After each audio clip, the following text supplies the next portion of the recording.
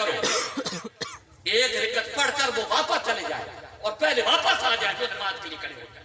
اللہ اکبر کبیرہ. مولا جہاد بھی تیرے لیے, نماز بھی تیری, آج تیرے لیے لڑ رہی ہے, جا کر گھر میں کیسے پڑھ لیں گے. فرمایا نہیں, یہ نہیں ہو سکتا, یہ نہیں ہو سکتا. یہاں ٹی وی کے سامنے بیٹھے بیٹھے جماعت نکل گئی. دعویٰ ایمان کا ہے, دعویٰ اللہ رسول سے محبت کا ہے. یہ دعویٰ کون قبول کرے گا؟ اس کی کیا حقیقت رہ جائے گی؟ عہد کرے آج کے بعد کہ نماز نہیں چھوڑوں گا.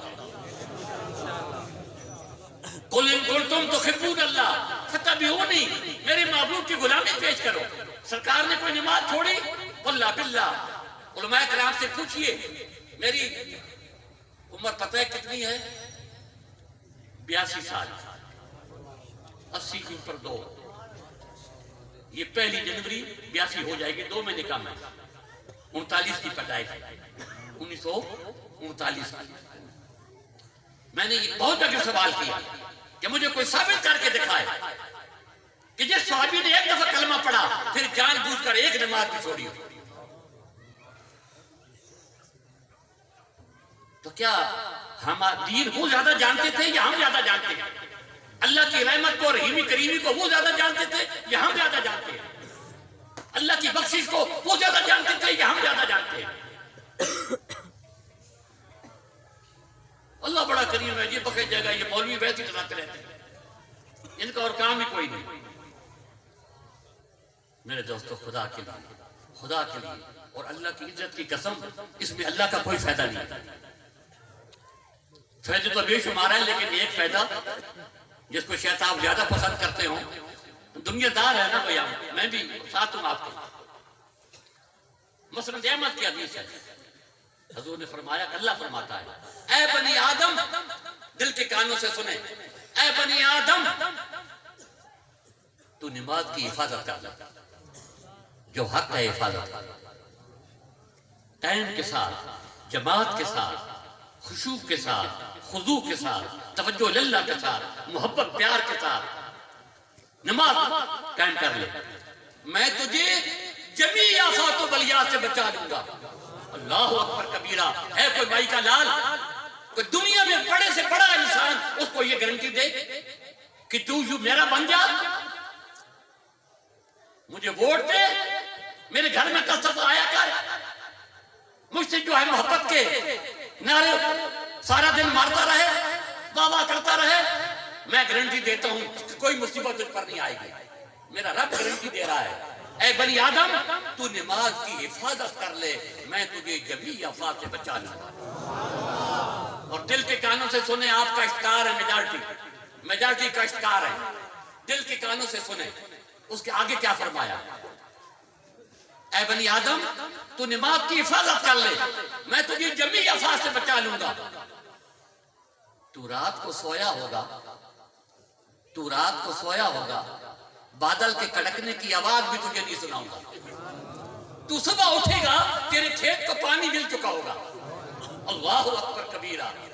اور اے بنی آدم اگر تو نماز کی حفاظت کر لے, میں تجھے وہاں سے روزی دوں گا جہاں سے کبھی تو نے سوچا بھی نہیں ہوگا. میں چھت پھاڑ کر دوں گا روزی. بھئی یہی تو ہم زیادہ چاہتے ہیں دنیا داری, کہ مال آ جائے.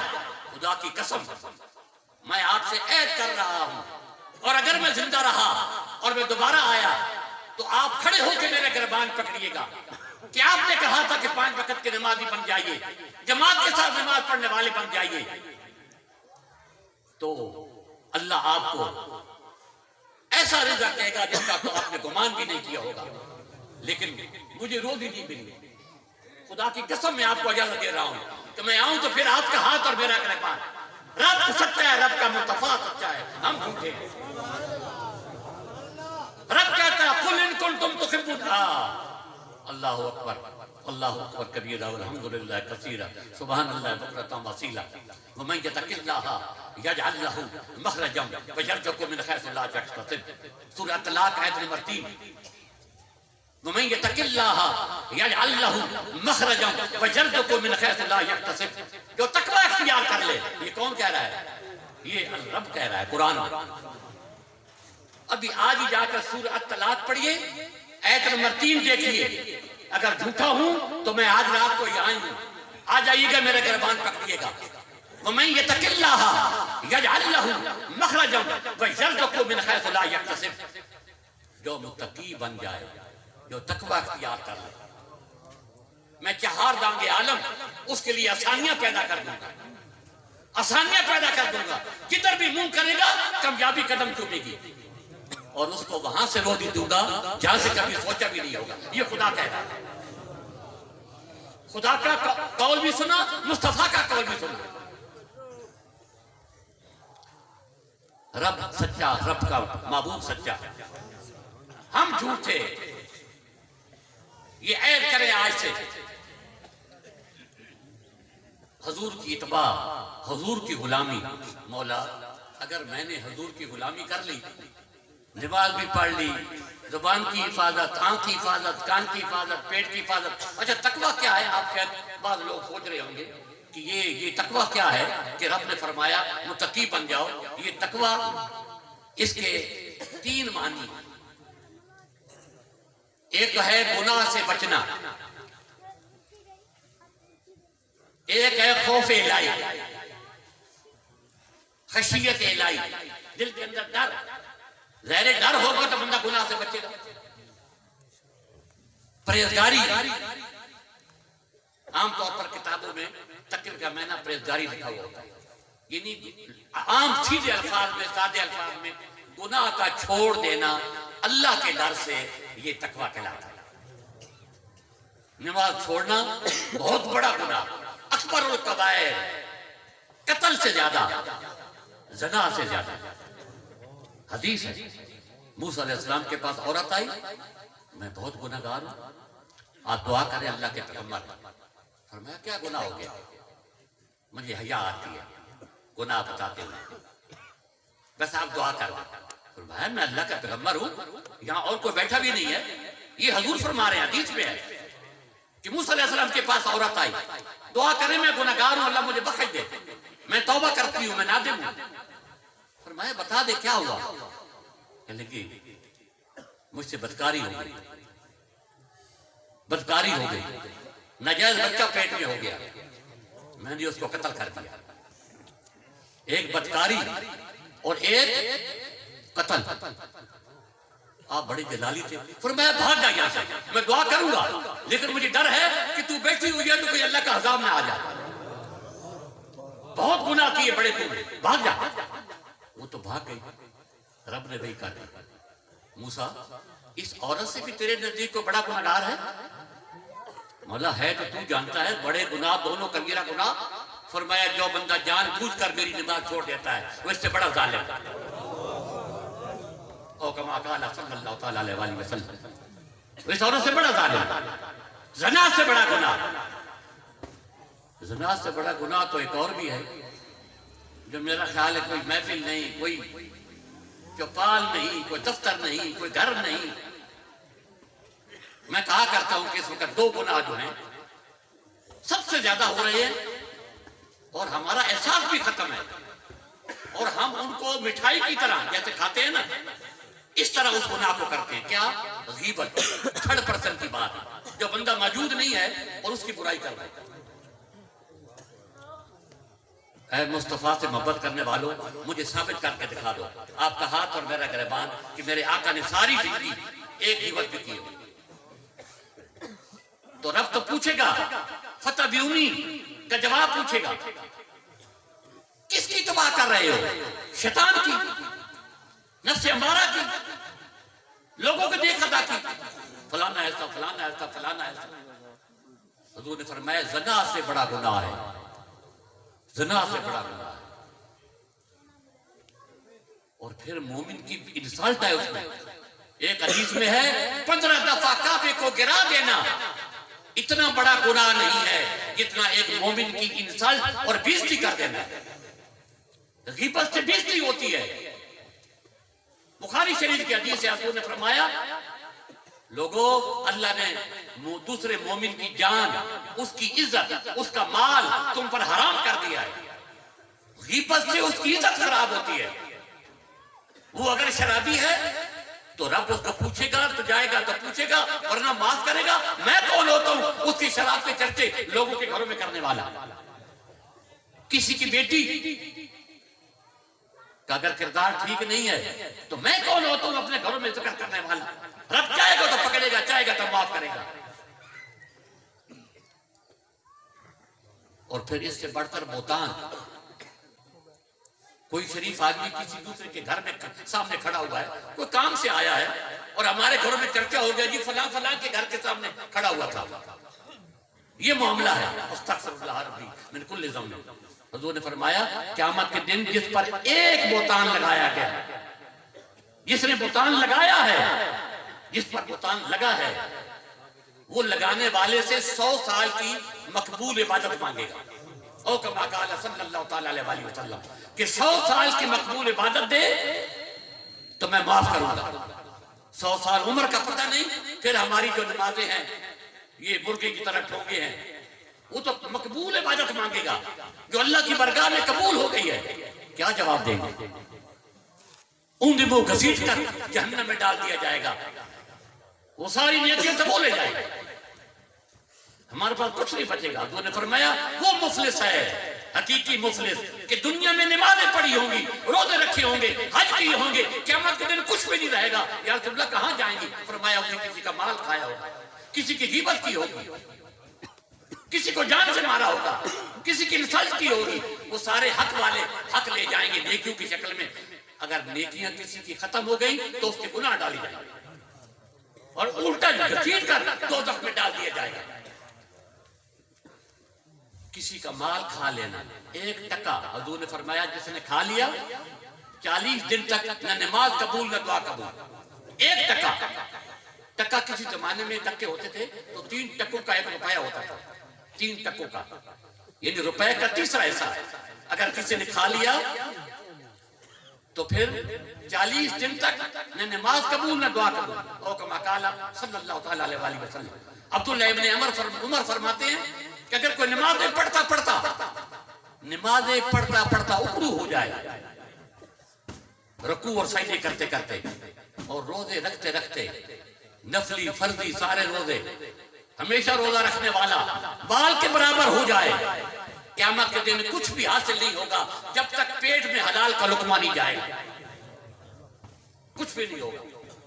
رشوت کا پیسہ, سود کا پیسہ, لائن لگا کے کھڑے ہیں بڑے بڑے نمازی. یہ جو کمرشل بینکوں کے اندر سود ہوتا ہے, یا یہ جو پٹھان گھروں میں آ کر جو ہے دیتے رہتے ہیں کہ ہاں لاکھ روپے لے لے اور 1.25 لاکھ دے دینا, پیور سود ہے. اور یہ اللہ رسول کے ساتھ جنگ. پورے قرآن میں اور دیکھیں کہ کسی برائی کے بارے میں اللہ نے فرمایا ہو کہ یہ میرے ساتھ جنگ ہے یا میرے محبوب کے ساتھ جنگ ہے. فرمایا اللہ رسول کے ساتھ جنگ ہے جو سود کھاتا ہے.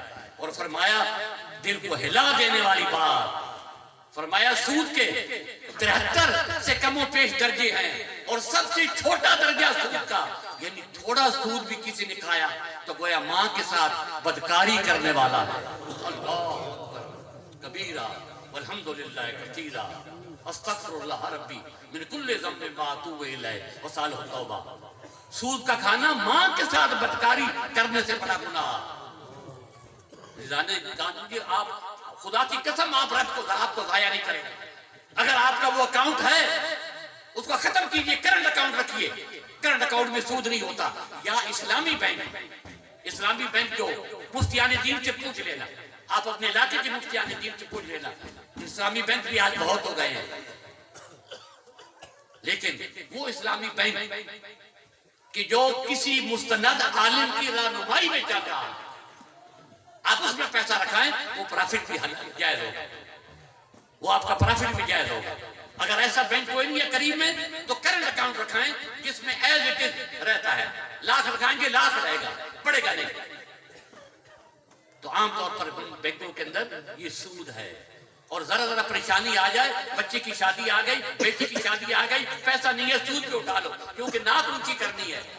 میرے دوستو اگر یہ رب کے نزدیک ناک نیچی ہو گئی پھر کیا بنے گا؟ یہاں ناک کو اونچا کر رہے ہیں, میں نے فریج بھی دینا ہے, میں نے اے سی بھی دینا ہے. یہ کس نے ڈیمانڈ کیا ہے؟ شریعت نے کب کہا ہے؟ ایک جوڑا بھی دے دیں آپ اللہ اللہ خیر صلی اللہ نبی دے حق مہر جو ہے وہ ہے، وہ تھوڑا رکھ لے، 100 رکھ لے، 2 رکھ لے، شریعت نے تو کوئی زور نہیں ڈالا، یہ ہم نے خود اپنے اوپر یہ جو ہے نا بوجھ ڈالے ہیں۔ ادھار لینے کی کیا ضرورت ہے سود پر؟ میرے دوستو، میرے بھائیوں، میرے عزیزوں، بات کیا ہو رہی تھی کہ اللہ تعالیٰ پوچھے گا دلیل، کہ تمہیں اللہ سے محبت کی دلیل پیش کرو، میرے محبوب کی غلامی، میرے مصطفیٰ کی اتباع، میرے محبوب کی سنتوں پر چلتی ہو یا نہیں؟ مولا اگر چل لیں گے تو ملے گا کیا؟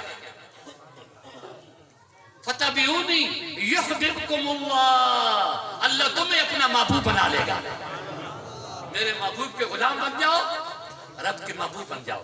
اللہ، وہ جس کو اللہ محبوب بنا لے، اللہ جس کے ساتھ محبت کرنے لگ جائے۔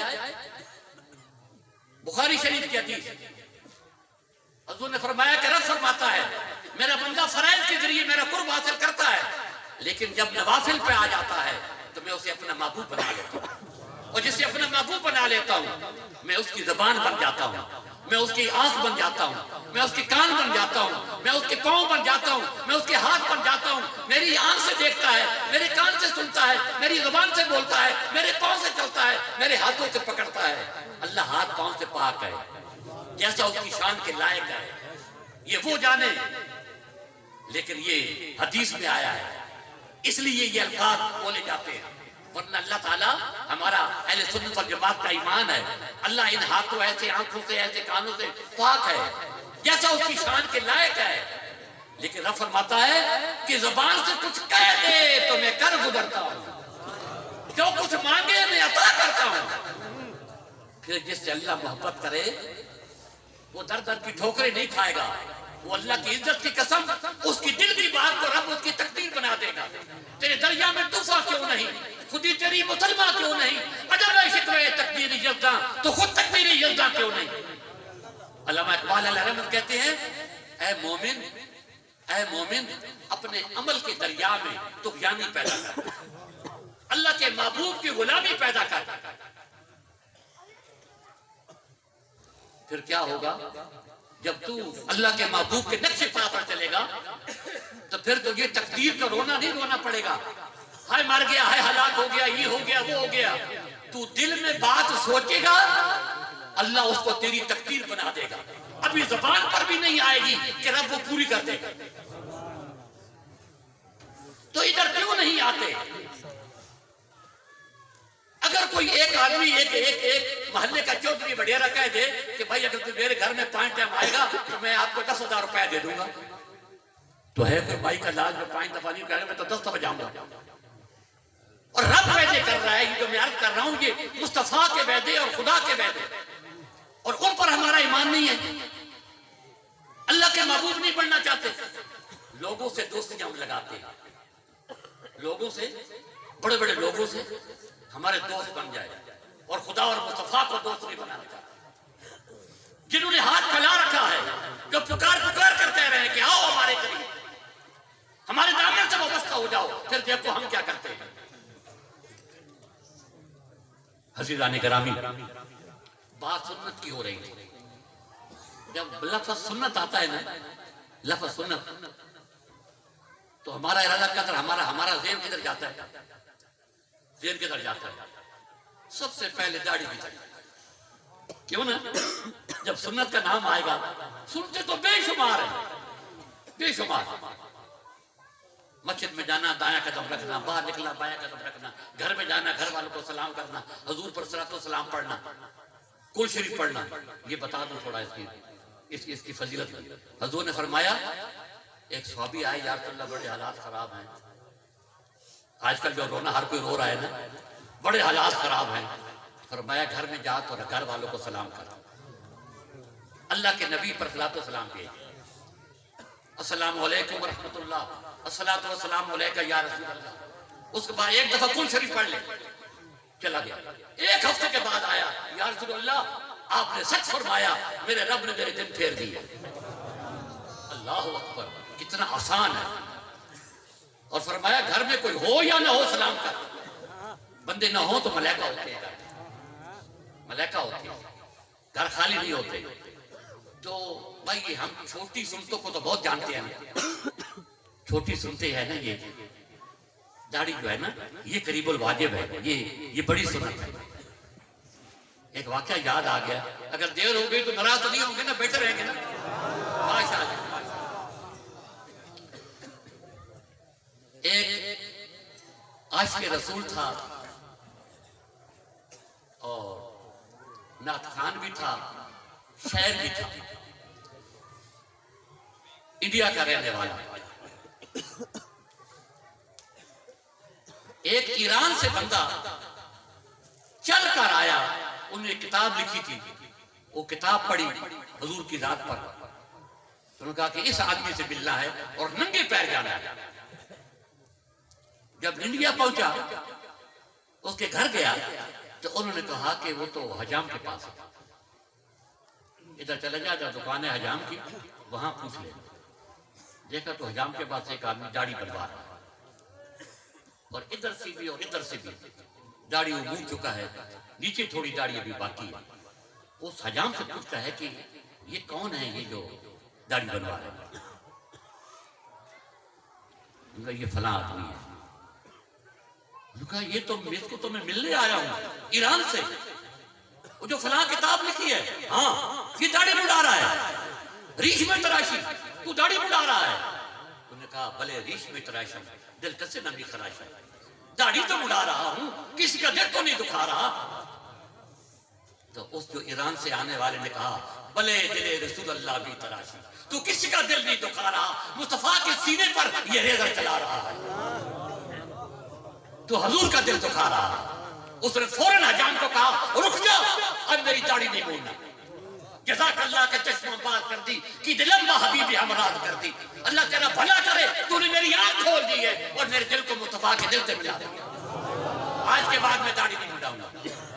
نعرہ تکبیر، نعرہ رسالت، نعرہ خلافت، نعرہ حیدری، شان مصطفیٰ.